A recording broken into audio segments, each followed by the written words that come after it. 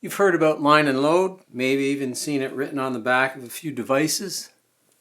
If you still get mixed up about which one is in and which one is out, here's an easy way to remember. When it comes to your line in, it's right in the name. In. So line in, very easy to remember. And that is your hot wire.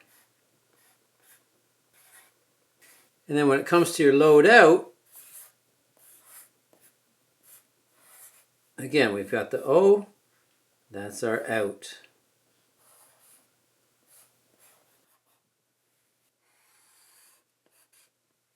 Line in, hot wire, load out.